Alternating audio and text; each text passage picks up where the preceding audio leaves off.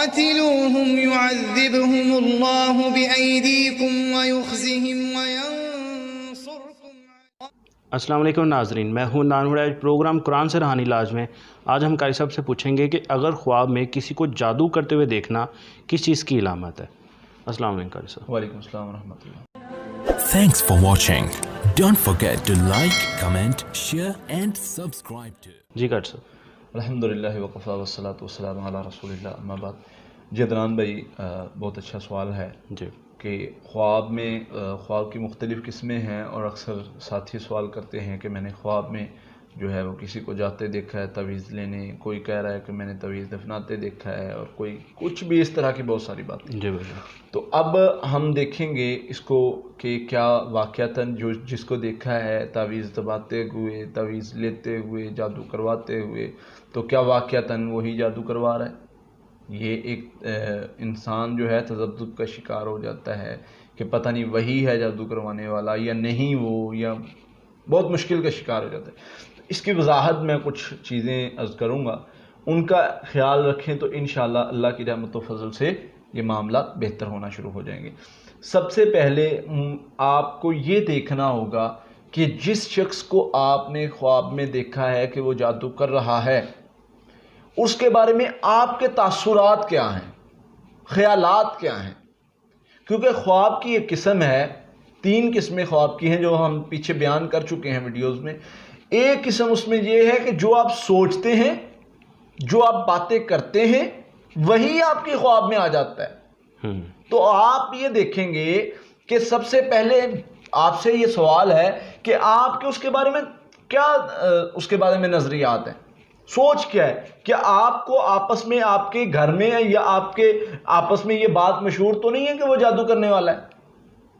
اچھا، اگر تو یہ بات ہے تو پھر وہ اس کا تعلق نہیں ہو سکتا، کیونکہ وہ آپ کے گھر میں مشہور ہے یا آپ کے دل میں پہلے سے ہے، تو وہی آپ کو خواب میں آ گیا. وہ آپ کے دل کا خیال ہے، اس کی کوئی تعبیر نہیں.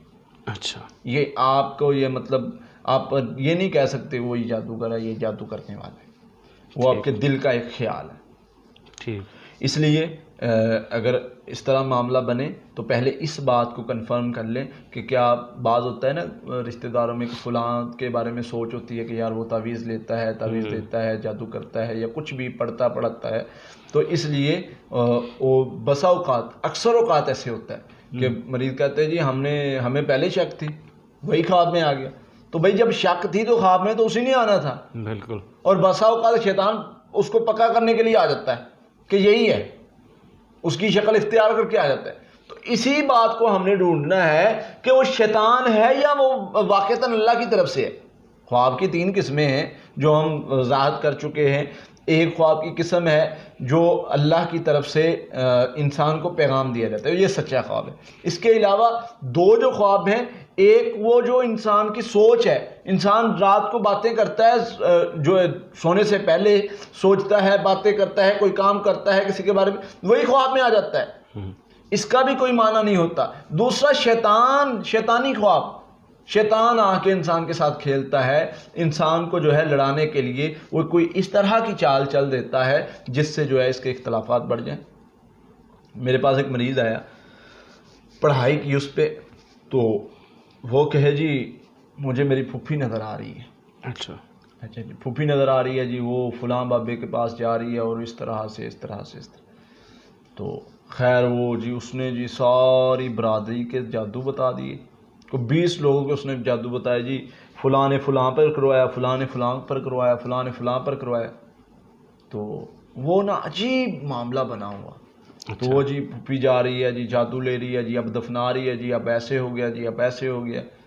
میں بڑا حیران، میں نے اللہ سے دعا کی، میں نے کہا یا اللہ اس معاملے کی وضاحت کر، یہ کیا معاملہ ہے، میں تو پریشان ہو گیا ہوں کہ یہ مطلب.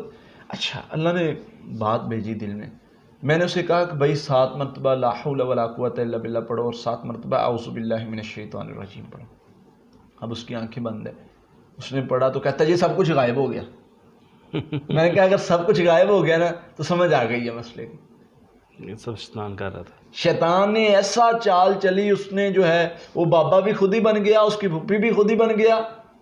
ایک شیطان اس کی پھوپھی کی شکل میں اس کے سامنے آ گیا، دو بابے کی شکل میں، یہ پھوپھی جا رہی ہے، اس سے تعویذ لے رہی ہے، دفنا رہی ہے، سارا کچھ. اب مین جا کر جب بات کھلی، جب معاملہ سمجھ میں آیا تو اس کو پھپھی کے ساتھ لڑانے کے لیے جادو کیا گیا تھا۔ اچھا، پھپھی کے گھر سے یہ دور ہو جائے، وہاں پر اس کا رشتہ نہ ہو۔ تو اس طرح کوئی بھی معاملہ بنتا ہے اس کو ظاہری لحاظ سے ہم نے ہر لحاظ سے دیکھنا ہے کہ اس کے پیچھے کیا راز ہے، کیا وہ اس کے مطلب واقعتاً وہ حقیقت ہے یا نہیں۔ تو اس کے بعد دوسرا پہلو ہم نے دیکھنا ہے کہ ہم نے سونے سے پہلے اذکار کیے کہ نہیں۔ پہلا پہلو کلیئر ہو گیا کہ نہیں جی ہمارے اس کے بارے میں نظریات نہیں ہیں ایسے، ٹھیک، ہم نے کبھی نہیں سوچا کہ وہ جادو کرنے والا، کروانے والا یا کچھ بھی اس طرح۔ اچھا جی، پہلا کلیئر ہو گیا۔ دوسرا یہ نظریہ کہ کیا دوسری یہ بات کہ کیا آپ نے سونے کے اذکار کیے ہیں، آپ نے اپنے آپ کو شیطان کی شر سے محفوظ کیا، کہیں شیطان ہی تو نہیں بن رہا ایسے۔ تو اگر آپ نے اذکار نہیں کیے تو پھر بھی ہم کلیئرلی نہیں کہہ سکتے کہ وہ کوئی جو کرنے والا ہے وہی ہے، جو نظر آنے والا ہے وہی آپ پہ جادو کر رہا ہے۔ بالکل، کیونکہ جب بندہ اذکار کر لیتا ہے، نبی صلی اللہ علیہ وسلم نے فرمایا آیت کرسی پڑھتا ہے تو اللہ تعالیٰ کے فرشتے آگے حفاظت کرتے ہیں، سورۃ البقرہ کی آخری 2 آیات پڑھتا ہے، فرمایا رات بھر کے لیے وہ محفوظ ہو جاتا ہے۔ تو اگر بندہ محفوظ ہو جائے رات بھر، اس کو جو ہے حفاظت کا سرٹیفکیٹ مل جائے، اور ملے بھی کس کے زبانی؟ پیارے نبی صلی اللہ علیہ وسلم کی زبانی۔ آپ نے فرمایا جو پڑھ لیتا ہے وہ محفوظ ہے۔ یقین کریں عدنان بھائی، واللہ ہے میں نے ایک مرتبہ یہ پڑھ کے جادوگروں کو بھی چیلنج دیا ہے، جنوں کو بھی چیلنج دیا ہے۔ یقین کریں ایک بار نا رات کو میں پڑھائی کر رہا تھا تو وہ جو جن ہے نا وہ مجھے چیلنج کرے، کہے رات کو تجھے پتہ چل جائے گا، تو دیکھنا تجھے پتہ نہیں ہے تو نے کس کو ہاتھ ڈالا ہے۔ میں نے کہا میں انتظار کروں گا انشاءاللہ۔ خیر میں نے آ کے صرف ایک مرتبہ یہ آیات پڑھی اور مجھے آقا علیہ الصلوۃ والسلام کی زبان مبارک پر یقین تھا دنیا ادھر کی ادھر ہو سکتی ہے، جادوگر مجھ پہ جادو نہیں کر سکتا، جن مجھ پہ حملہ نہیں کر سکتا، کیونکہ میرے نبی صلی اللہ علیہ وسلم نے مجھے گارنٹی دی ہے کہ جو یہ پڑھ لے گا وہ محفوظ ہے، میں محفوظ ہوں۔ بالکل، صبح ہی میں نے فون کر کے پوچھا، میں نے کہا ہاں وہ جن آئے تو اس سے پوچھنا کہ میں انتظار کر رہا ہوں، تو خیر وہ تو نہیں آیا۔ تو بتانے کا مقصد یہ ہے کہ ہم نے اذکار کر کے خود کو شیطان سے محفوظ کیا ہے کہ نہیں کیا؟ اذکار کر کے خود کو اگر شیطان سے محفوظ کیا، ہاں پھر تیسرا سٹیپ کہ جب ہمارے ذہن میں بھی بات نہیں ہے، پھر اس کے بعد ہم نے اذکار بھی کیے ہیں، ہم دونوں طرح سے محفوظ ہیں، پھر تیسرا سٹیپ ہے کہ ہم نے کوئی دعا، استخارہ یا کچھ اس طرح کا عمل کیا ہے۔ اچھا، پڑھائی وغیرہ کرتے ہیں کہ یا اللہ ہم فلاں مسئلے کی وجہ سے پریشان، اس کا ہمیں حل بتا۔ تو اللہ تعالیٰ جب بھی کوئی چیز دکھاتے ہیں تو اس کے حل کی طرف لے کر جاتے ہیں۔ اللہ کے نبی صلی اللہ علیہ وسلم کو اللہ تعالیٰ نے بتایا ہے تو حل کی طرف بتایا ہے کہ فلاں کنویں میں جادو ہے، فلاں نے کیا ہے، تو اس کا حل نکالنے کے لیے اگر ہمیں بتایا جاتا ہے، ہمیں اللہ کی طرف سے اگر اشارہ ملتا ہے تو اس کا مقصد یہ ہوتا ہے کہ اس کو نکالا جائے، ختم کیا جائے یا اس کا علاج کیا جائے۔ یہ خواب کے ذریعے جیسے ڈرونے خواب جادو کی علامات ہیں، تو ہم مریض کے اس سے علامات پوچھ کے اس کے علاج کی طرف توجہ دیتے ہیں اور اس کو علاج بتا دیتے ہیں۔ تو بتانے یہ اللہ کی طرف سے اگر اشارہ ہے تو اس کا مطلب ہے کہ آپ حفاظت کریں اپنی، یہ نہیں ہے کہ جاگو نہ لڑن لگ پڑنا، یہ نہیں کرنا بھائی، یہ حفاظت کرو اپنی، اذکار کے ذریعے سے علاج شروع کرو اپنا۔ اللہ کے نبی صلی اللہ علیہ وسلم نے جو علاج بتایا ہے وہ کرنا شروع کرو۔ اور یاد رکھیں اللہ کے نبی صلی اللہ علیہ وسلم نے فرمایا الفتنۃ اشد من القتل، یاد رکھو قرآن میں اللہ تعالیٰ فرما رہے ہیں فتنہ نہیں ڈالنا۔ اگر تجھے پتہ بھی چل جاتا ہے کون کروا رہا ہے، تو دیکھ بھی لیتا ہے کہ کون کروا رہا ہے، پھر بھی نہ فتنہ نہ ڈالنا۔ الفتنۃ اشد من القتل، فتنہ تو قتل سے زیادہ بڑا ہے۔ اچھا، فتنہ نہیں ڈالنا۔ اب دیکھیں فرض کریں آپ کو پتہ چل جاتا ہے، اللہ کی طرف سے اشارہ آ جاتا ہے، اذکار بھی کیے ہیں، آپ کا ذہن بھی نہیں ہے اس کی طرف، اللہ کی طرف سے اشارہ مل گیا فلاں ہے، اب آپ بجائے اس سے بچنے کے آپ کیا کرتے ہیں؟ اس کو جا کہتے تو نے مجھ پہ جادو کیا ہے، مجھے پتہ چل گیا یہ وہ، اس کو پتہ چل گیا کہ آپ نے علاج کروانا شروع کر دی۔ اب جس نے پہلی بار کیا اس کے لیے دوسری بار کروانا مشکل ہے؟ بالکل بھی نہیں۔ تو پھر وہ کرے گا۔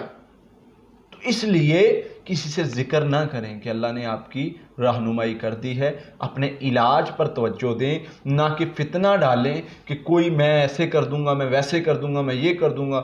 تو اس لیے ان ساری چیزوں سے نکلیں اور اذکار پر توجہ دیں۔